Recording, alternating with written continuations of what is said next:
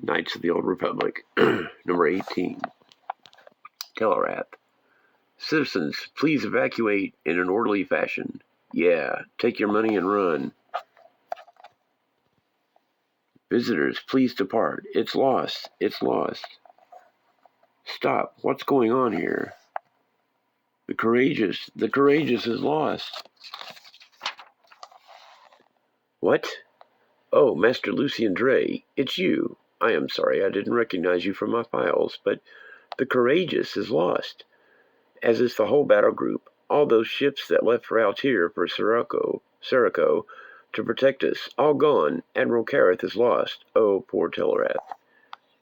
I was supposed to be meeting Kareth here. Is there a place I can make a private transmission? Of course, sir. You can use the boardroom.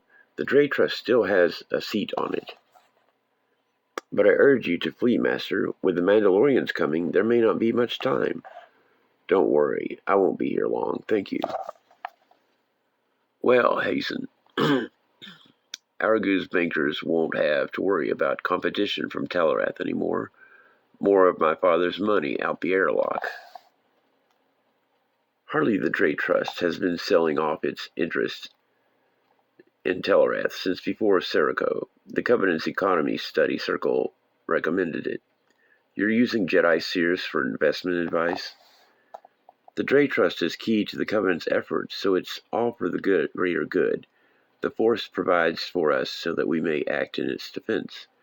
We may not have to act, at least not in Zane Carrick's case. He was imprisoned aboard the Courageous. I have heard. Now we know what your mother meant last year when she foresaw that this year the Courageous will fall.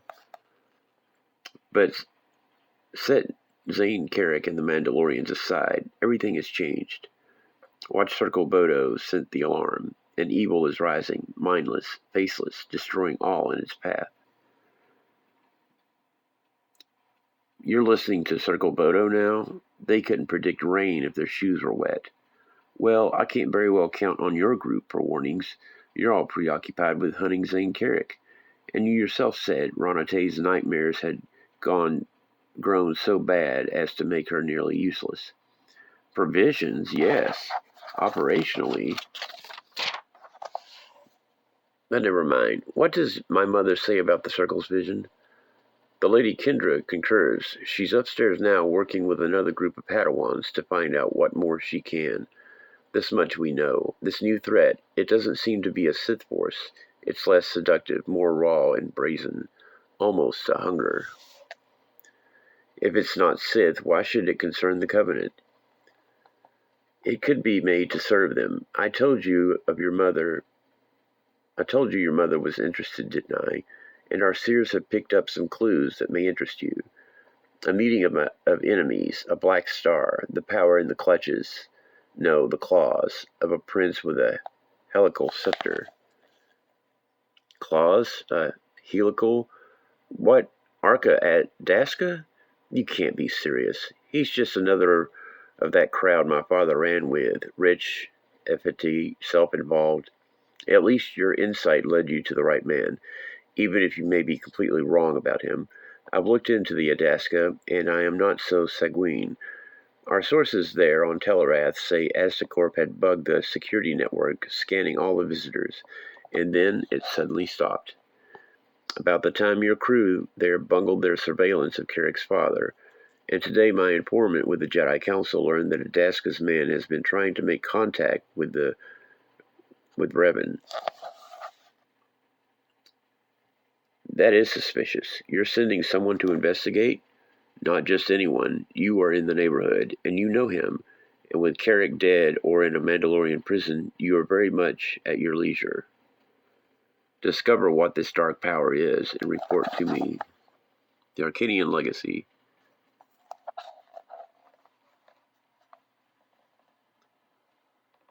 Oh, Lord Adaska, how long have you been standing there? Not long enough. I'm sorry, Jeriel. Am I intruding? No, I just couldn't stay in the waiting room anymore. Every day, E.G. puts Camper on the hollow from quarantine, and he looks just the same every time. It might as well be the same image. He never moves. He just... It's okay. He's been part of your life for so long, hidden away like that. His must have been the only voice you knew. I could tell he was a lot more once, but he really seemed to accept the life he had. He's always adapted, building his own world, first in his ship, then finally in his head. He was happy. The only thing we feared at all was you, your corporation, I mean. I understand paranoia is a side effect of Balanquar's virus. I remember you saying that. It all makes sense now. And you really have been wonderful these last few days. The food, the clothes, and I appreciate your letting Roland move about the ship. Roland? Ah, your Mandalorian friend. Yes, I need to check in on him later. We were giving him a tour of our medical research facilities. I saw him over in one of the libraries. He seems glad to have had something to do. Actually, maybe I can accomplish something while I'm here. While I was on Arcania, I visited one of the offshoot villages. I can't believe with all this medical knowledge right there, you can't do more for those people. Yes, we're trying to deal with that. It's a distribution problem, really. One of those sorry things you won't find in the fiscal report. I inherited the firm from my father. He was my camper, and I am ashamed to say I'm still coming to grips with all the aspects of the business. But you're not like any offshoot I've ever seen. Those ears, for one. What were your parents like? There's a lot about my childhood that doesn't make sense, least of all to me. Well, maybe we can talk about it more tonight. Over dinner in the observatory dorm. We should reach our destination then, and it will be something to see. That's right, I was going to ask. We keep making hyperspace jumps. Where are we going? A business trip. A sales meeting, really. The Arcanian legacy is a conveyance for me, even if it is a hospital for others. And speaking of, I'll look in with EG's staff to see what more I can learn about Camper tonight. All right, tonight.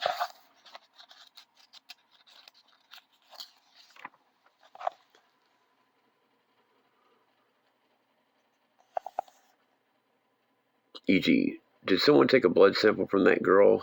I'd really like to have it fully analyzed. Excuse me, my lord, but there's something else. Success. The old man remembers everything. We just have to put him in the place, and we have what you want. Finally, after all these years. And I have the so-called camper to think. Where's Jeriel? You thugs better not have hurt her. She won't be harmed, so long as you fulfill your contract to this firm. I think people should do what they agree to, don't you? Finish making your contacts. Full details this time, and the rendezvous point. Perhaps one of these innovations or invitations would be better if it came from someone other than me, my lord. I think you know the one. Yes, I've thought of that. But we now have the means, unexpected as they were. I'm heading to the public labs in a minute to arrange it. In the meantime, don't forget about Jeriel. I want to know everything there is to know about her. Certainly, not wanting to seem inopportune, my lord, but, well, forgive me, she doesn't seem your type. No, she doesn't, does she? But she doesn't seem to be what she is, either. For an offshoot, there's something about her that is pure blood. Find out what you can.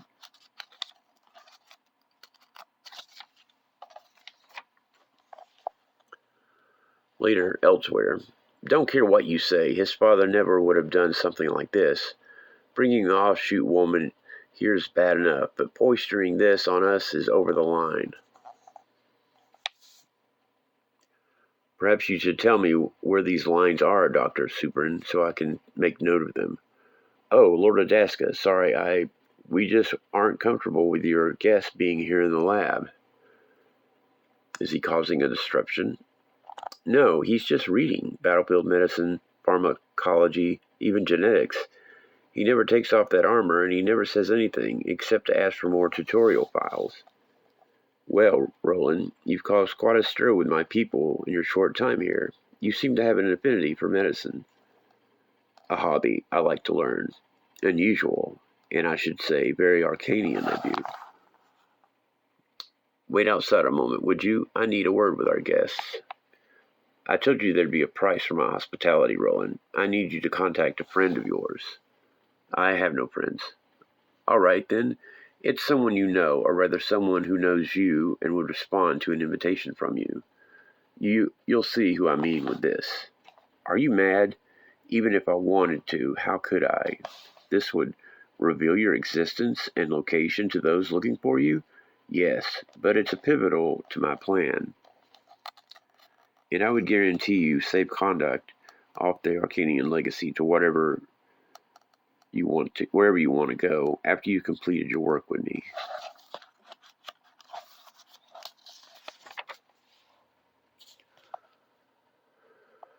All right, Roland, what more do you want? The girl, Jeriel, she goes with me. I will need her. Why do you want her? Personal interest. I see. And how do you know my interest isn't personal?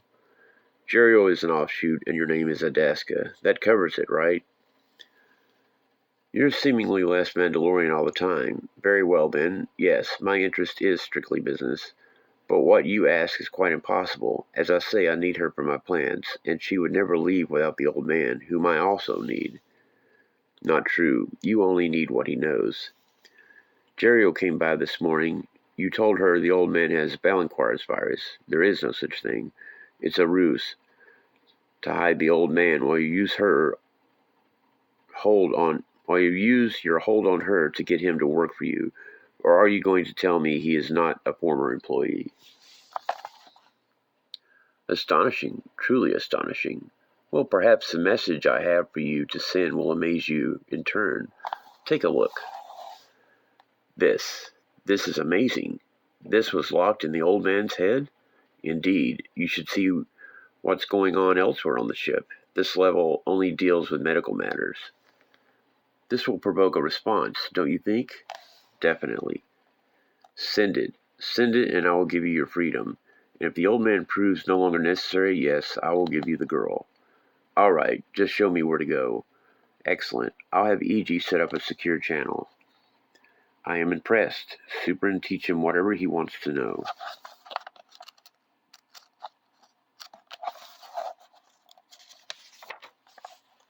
Deep space, on the inner rim, with the escapees from the Courageous. That was fancy flying, Onasi. When the Mandy saw us leaving Courageous, you made this massive, ugly move like one of your fighters. Simple cross-training, Admiral Kareth. I try to get flying hours in anything I can. I've raised Arcania, Admiral. They're very glad to hear from us, asking us to head on in. Well, I guess you missed your date with your master on Telarath, Carrick. But there'll be another chance, don't you worry. As I recall, you were helping you escape. No, one way or another, you and your master will have a happy... I won't. I guess my helping you escape doesn't count for anything. Admiral, there's another message coming through.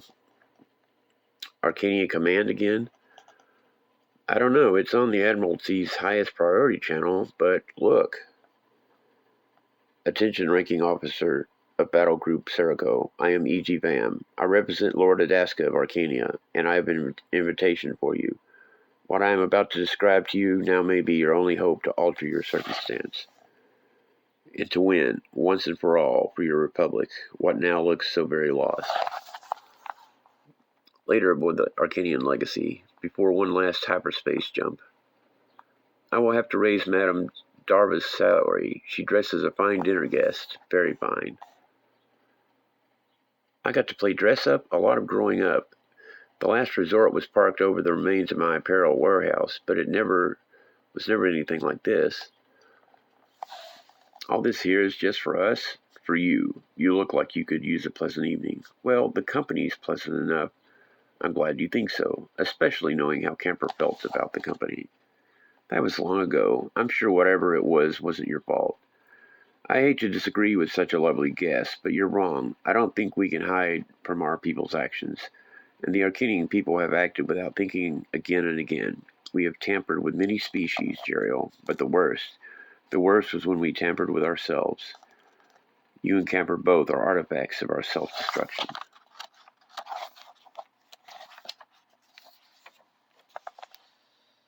You're joking, right? I'm very serious. The offshoots, subspecies engineered for short-term industrial purposes, yet still with us. People talk of the immoral acts Arcanians have wrought in the name of science. I'm not sure how anyone expects to find a moral center in a race that has already corrupted itself. It's not your fault, of course. Nobody blames you. Well, that's good to know. Arcanian is pain, Jeriel. The horrible things we've done are just an expression of that. But I think the true Arcanian race can be restored, starting with you. What are you talking about? I have EG running tests on your blood sample. Once we understand your genome, we may be able to see that your children will be true Arcanians. My children? Hey, it's just dinner. You're getting way ahead of yourself here. It's a simple procedure. We began offering genetic solutions to Astacorp employees 5 years ago, to any with a trace of offshoot blood. Arcanians know their blood is growing weaker, Jeriel, and they know it must be prepared for what is to come. What do you mean?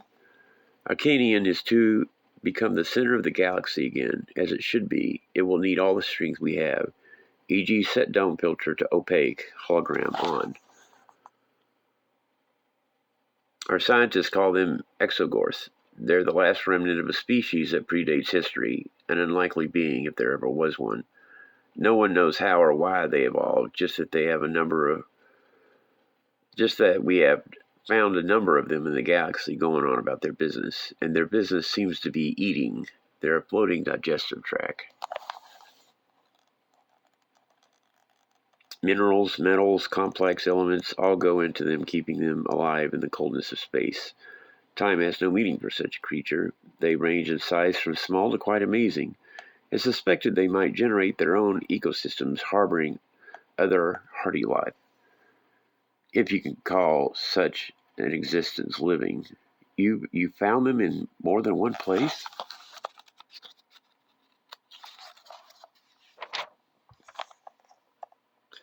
That's the interesting part. We knew they propagated through fission, splitting in two once they reach a certain size, but we never understood what triggered that or why we found them in such disparate places.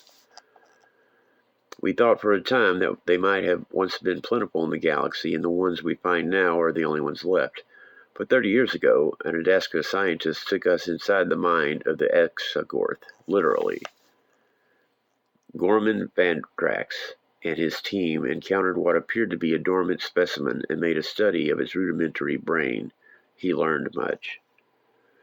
They don't just travel randomly. The beast's sensory organs scan the reflected light it perceives, looking for the elements it needs. And it doesn't just travel within a system, they travel between stars. Then when they can't find sustenance in a system, they ride the solar winds to the next best suitable one. They go into some kind of hibernation for the journey. Who knows how many of these creatures are sleeping in the void? What would happen if one of these got into an inhabited system? We've had cause to ask ourselves that. E.g., advance the holographic display.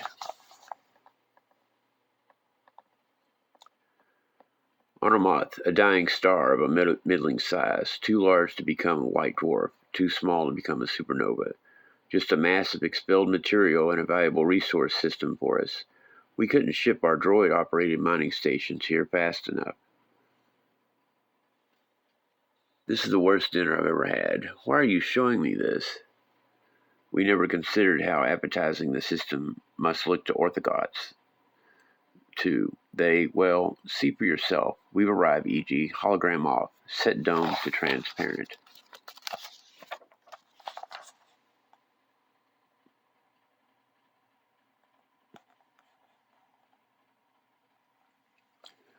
The creatures directed themselves here years ago, and they gorged on the heavy elements Arnomoth was shedding, and anything else in their path. The droid stations were wiped out in a matter of days. Nothing we could do stopped them.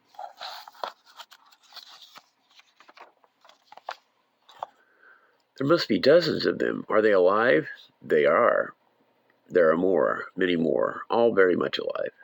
With Arnomoth's strength failing, they could not leave for their next destination, so they devoured all there was and went inert. and they have slumbered for decades, their existence known only to Aztecor, a company whose brightest mind long ago discovered how to contact the Aztecor's minds and to control them,